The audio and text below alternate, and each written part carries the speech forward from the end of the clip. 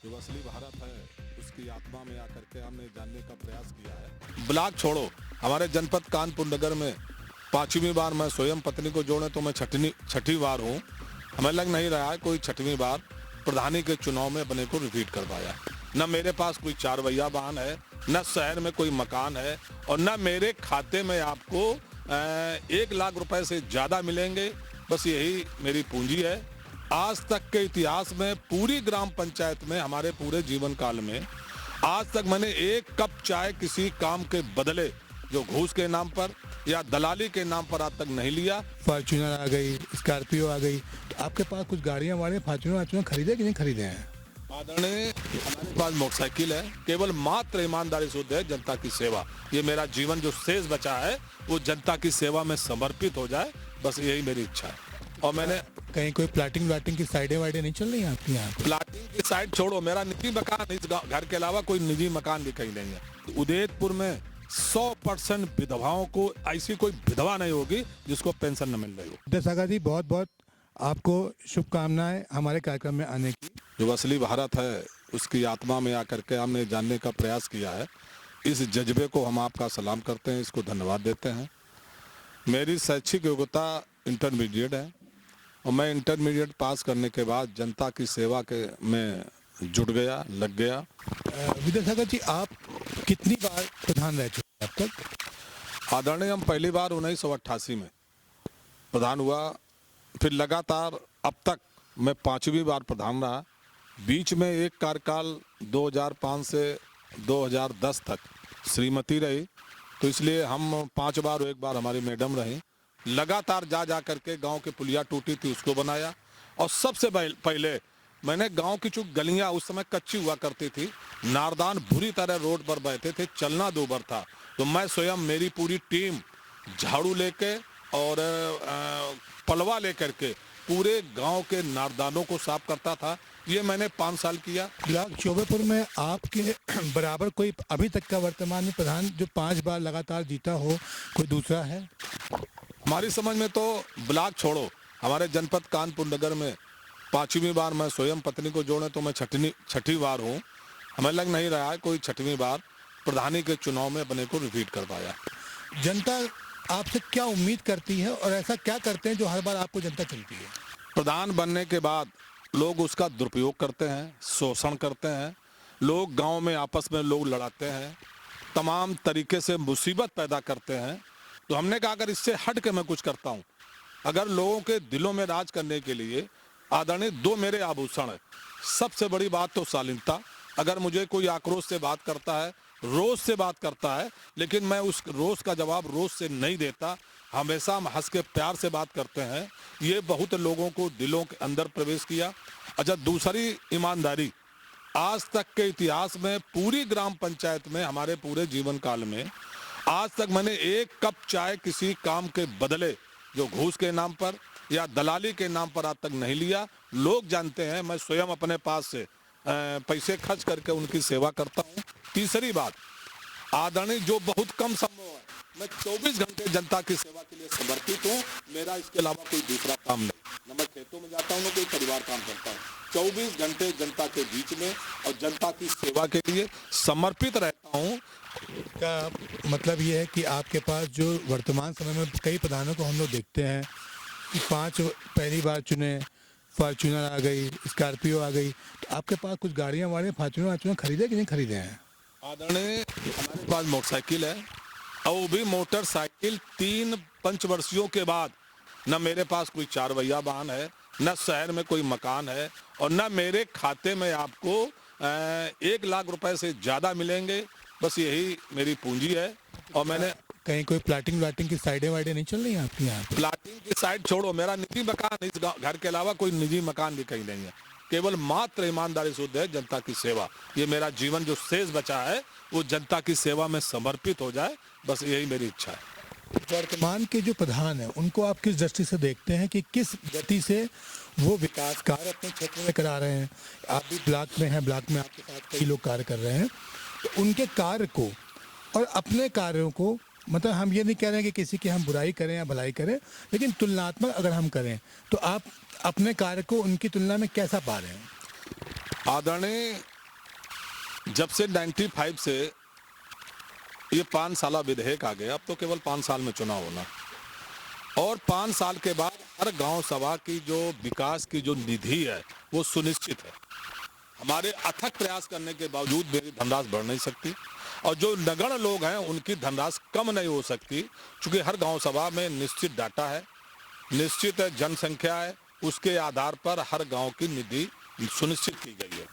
अच्छा, निधि खर्च करने के लिए अब चूंकि जज्बा जोश होना चाहिए कि मुझे ईमानदारी से खर्च करना है, जनहित में खर्च करना है, जनता की जो मूलभूत समस्या है उसको पहले देखना है, या हमें जो ऐसी चीज़ें हैं जिससे जनता का कोई खास फायदा होने वाला नहीं है, लेकिन अगर हमें ज़्यादा उस पर कोई लाभ मिल रहा है, हमारा दृष्टिकोण उधर हो, ये दृष्टिकोण पर निर्भर करता है कि हम उस धनराशि के जो निश्चित है, प्रतिबंधित धनराशि है, वो जनता की सेवा में ज़्यादा से ज़्यादा खर्च करना है। ये नियत पर और हमारी नीति पर निर्भर करती है। साफ सफाई से हम आपकी बात को सहमत हैं, लेकिन हम अधिकांश गाँव में देख रहे हैं, हम एक आपके गाँव की बात नहीं कर रहे हैं, न कूड़े की गाड़ी चल रही है, खरीदारी में ट्राईसाइकिल गाड़ियाँ खरीदी गई हैं कूड़ा उठाने की, कोई गाड़ियाँ सब खड़ी हैं सचिवालय में, गाड़ियाँ चल नहीं रही हैं। और इसको हम क्या, आप जनता से पूछिए, गांव की जनता बता देगी हमारे यहाँ गाड़ी चलती नहीं है, कूड़ा उठता नहीं है, कूड़ा उठाने वाले की तनख्वाह डाली जा रही है, खर्चे डाले जा रहे हैं, गौ पालकों की गौशालाओं में तनख्वाह खर्चे डाले जा रहे हैं। तो इस चीज़ को आप क्या लग रहा है कि क्या ये जनता का पैसा जनता के पास आ रहा है कि केवल ये बंदरबाजी है?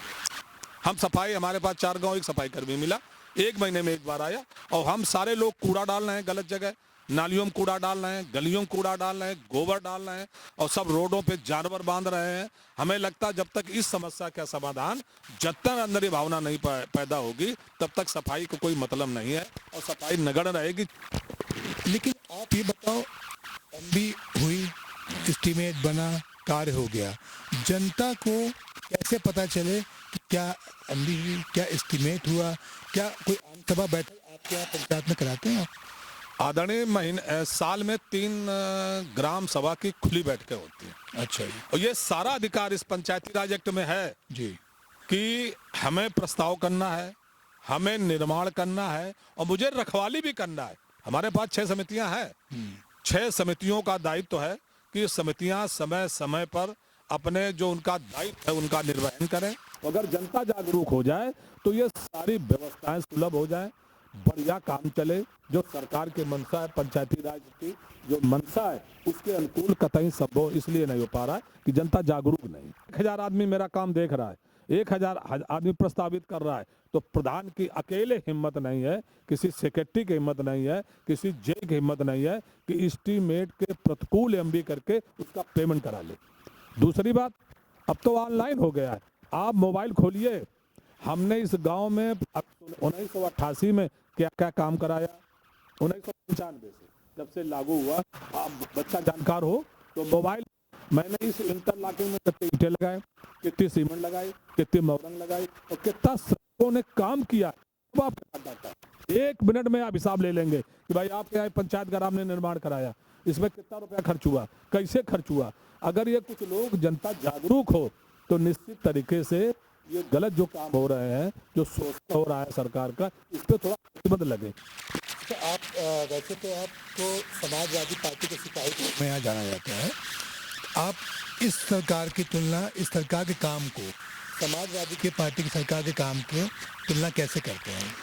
अच्छा है, ग्राम प्रधान सरकार का एक अंग है, और हम सरकार की नीतियों को मानते हैं, सरकार द्वारा दिया हुआ धन का उपभोग करते हैं, और उनके जो उपभोग करने में जो निर्देश जारी होते हैं, मैं उसका ईमानदारी से पालन करता हूँ और प्रयास करता हूँ जिले में प्रथम स्थान मुझे मिले।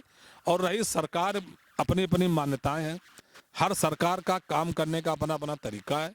हर सरकार को लग रहा है कि हम इस नियम से देश का उद्धार कर देंगे, हमें गरीबों का उद्धार करना है, किसानों का उद्धार करना है, व्यापारियों का उद्धार करना है, सर्व समाज का उद्धार करना है। ये सरकार के नियत पर निर्भर है कि हमारे दिमाग में किसकी प्राथमिकता है, हम किसका उद्धार करें। वो सरकार अपने अपने हिसाब से काम कर रहे हैं। आदरणीय, अब आइए विकास की ग्राम पंचायत की बात। मैंने कहा 24 घंटा में सेवा करता हूं। पूरे ग्राम पंचायत उदयपुर में 100% विधवाओं को, ऐसी कोई विधवा नहीं होगी जिसको पेंशन न मिल रही हो। सिचुरेट विधवावस्था। पूरी गांव सभा में जितने भी विकलांग हैं, जो मानक है, एक भी आपको विकलांग नहीं मिलेगा जिसकी पेंशन हम न दिला रहे हो। 60 साल उम्र के पूरे गांव पंचायत में एक भी आपको वृद्ध नहीं मिलेगा जिसको वृद्धावस्था पेंशन न मिल रही हो। आदरणीय एक प्रधानमंत्री किसान सम्मान निधि, एक भी खातेदार आपको नहीं मिलेगा जिसको हम किसान सम्मान निधि न दिला रहे हो। एक सिंगल आप ढूंढ नहीं पाएंगे पूरे गांव में। तो जो शासन की नीतियां, मैं 100% प्रयास करता हूं। आयुष्मान कार्ड अंत्योदय कार्ड वालों के ही बन रहे हैं। जिसके पास लाल कार्ड होगा, अंत्योदय कार्ड, उसको आयुष्मान योजना में सम्मिलित किया जा रहा है, या राशन कार्ड में जिसके 6 यूनिट हैं। तो मेरे यहाँ 134 राशन कार्ड हैं अंत्योदय के, 134 लाल कार्डों को आयुष्मान कार्ड बनवा चुका हूँ। बहुत सारे लोग सेवाएं ले रहे हैं। मैं लगातार जो निश्चित अस्पताल हैं जो इसके लिए अधिकृत हैं, मैं उनको ले जा करके उसकी सुविधाएं दिलाता हूं, उसका लाभ दिलाता हूं। कुछ सरकारी जिला चिकित्सालय हैं, कुछ प्राइवेट चिकित्सालय हैं जहां ये अनुबंध है, मैं खुद जा करके उनको लाभ दिलाता हूं। भरपूर प्रयास करता हूं कि पूरी तरह वो ठीक हों और आयुष्मान का उनको पूरा लाभ मिले। अपने ब्लॉक के अंदर आपके तमाम मित्र हैं जो प्रधान होंगे, आप क्या देखते हैं कितने गांव में खुली बैठक या आम बैठक हो रही है? ये बिल्कुल निश्चिंतता था, बहुत साफ तरीके से बताइएगा, क्योंकि ये चीज़ प्रश्नचिन्ह है कि ज़्यादातर में आप क्या देख रहे हो कि खुली बैठक हो रही हैं, प्रधान आए हुए बता रहे हैं जनता को कि नहीं बता रहे हैं? ऐसा है, हम तो हमेशा डुग्गी कराते हैं। हम आपकी बात नहीं कर रहे, हम बाकी की बात कर रहे हैं। लोग अगर नहीं आ रहे हैं, बहुत सारे लोग नहीं आते हैं, क्योंकि मुझे तो फॉर्मेलिटी पूरी करनी है। मुझे तो उस तारीख में गांव की मीटिंग करनी है, प्रस्ताव हमें लिखने हैं। अब चुनाव नहीं आ रहे हैं, लोग नहीं आ रहे हैं, तो मुझे जो लगा कि गांव की प्राथमिकता है उनको मैंने लिख दिया। इसलिए प्रधान सम्मान अपना सुरक्षित रखते हुए कैसे हमें मीटिंग करनी है, चूँकि 5 साल उन्हें चलाना है, तो कितना वो ओपन करते हैं, कितना उजागर करते हैं सरकार की नीतियाँ, या कितना गोपनीय है, लेकिन जो उनका लिखा पढ़ी वाला कार्यक्रम है वो तो किसी न किसी तरह पूरा कर रहा है। तो हर गांव की विचित्र परिस्थितियां हैं, हर गांव का जो स्थिति है वो अलग अलग है, इसलिए बहुत सारे लोग अपने को सुरक्षित रखते हुए काम कर रहे हैं। देखिए, हमारे साथ विद्यासागर यादव, उदयपुर ग्राम सभा के प्रधान, बहुत बहुत धन्यवाद आप कीमती समय देने के लिए।